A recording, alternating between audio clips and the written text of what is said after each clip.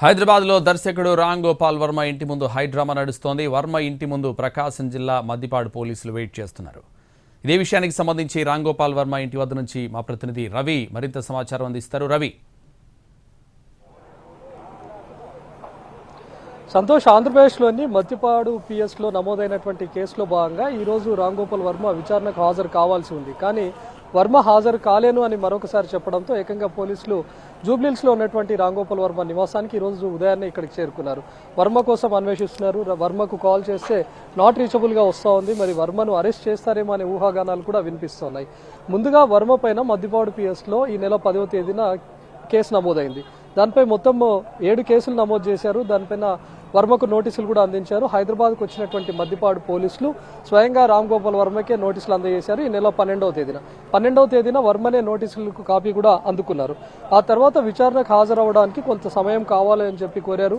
అంతలోపే వర్మ హైకోర్టును ఆశ్రయించారు. ఒక క్వాస్ పిటిషన్ కూడా దాఖలు చేశారు. తన పైన అక్రమంగా కేసులు నమోదు చేశారని, తనను అరెస్ట్ చేయకుండా ఆదేశాలు ఇవ్వాలని చెప్పి తను హైకోర్టును ఆశ్రయించారు. కానీ నిన్ను అరెస్ట్ చేయకుండా రక్షణ కల్పించలేము, పోలీసుల విచారణకు సహకరించాల్సిందే అని చెప్పి హైకోర్టు ఆదేశించింది. దాంతో మరొకసారి కూడా వర్మకు నోటీస్ అందజేశారు. వర్మకు మొత్తం 2 సార్లు నోటీస్ కూడా ఇచ్చారు. ప్రస్తుతం మనం చూడొచ్చు 2 సార్లు, ఒకటి 12వ తేదీన ఇచ్చారు, మరొకటి 18వ తేదీన నోటీస్ ఇచ్చారు. అంటే తను విచారణకు హాజరవ్వాల్సిందని ఎప్పుడైతే హైకోర్టు ఆదేశించిందో మరొకసారి కూడా నోటీసును అందజేశారు. ఆ నోటీస్ కాపీని కూడా వర్మకి ఇచ్చారు.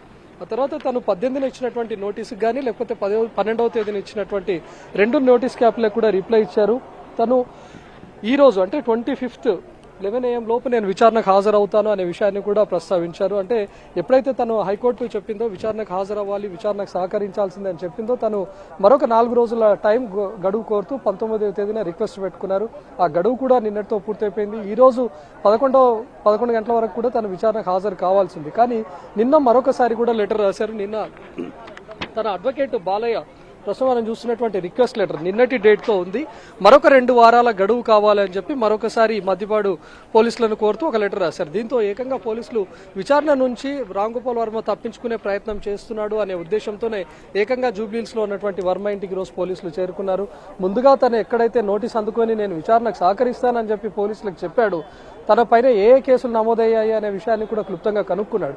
కానీ తీరా తన అడ్వకేట్ ఇచ్చినటువంటి కాపీలో మా క్లయింట్కు అసలు ఏ కేసులు పెట్టారనే విషయం కూడా తెలియదు, ఏవో సోషల్ మీడియాలో కొన్ని పోస్టులు పెట్టారు, ఫోటోలు మార్ఫింగ్ చేశారు అని చెప్పి తప్పుడు కేసులు బనాయించారు అనే విషయంతో తన హైకోర్టును ఆశ్రయించారు. అంటే ఒకవైపు పోలీసులకు విచారణకు హాజరవుతాను అని చెప్తున్నటువంటి వర్మ మరొక వైపు విచారణకు హాజరవడంకుండా తప్పించుకుంటూ ఉన్నాడు.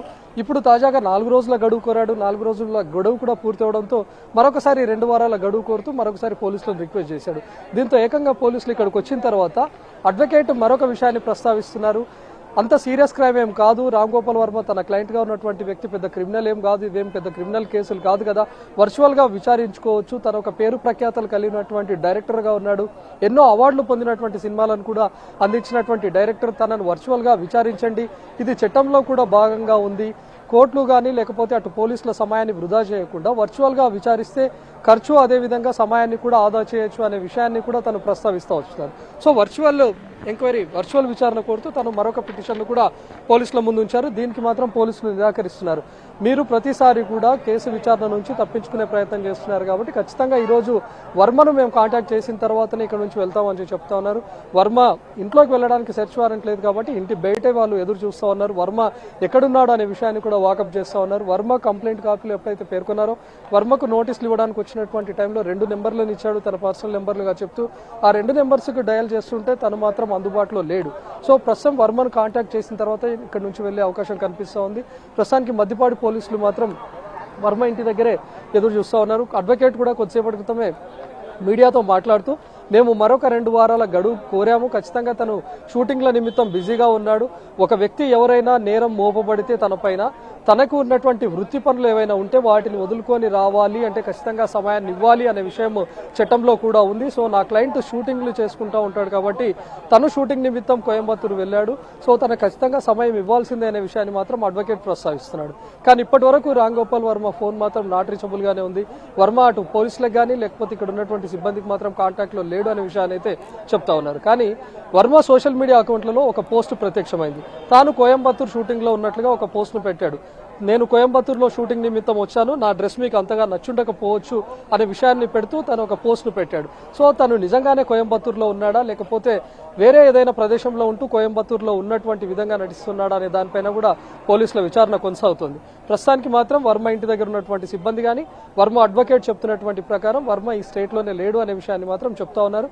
మరొక 2 వారాల గడువు కోరాము, అదేవిధంగా వర్చువల్లో హాజరవుతారు విచారణకు అనే విషయాన్ని కూడా కోరామని చెప్తున్నారు.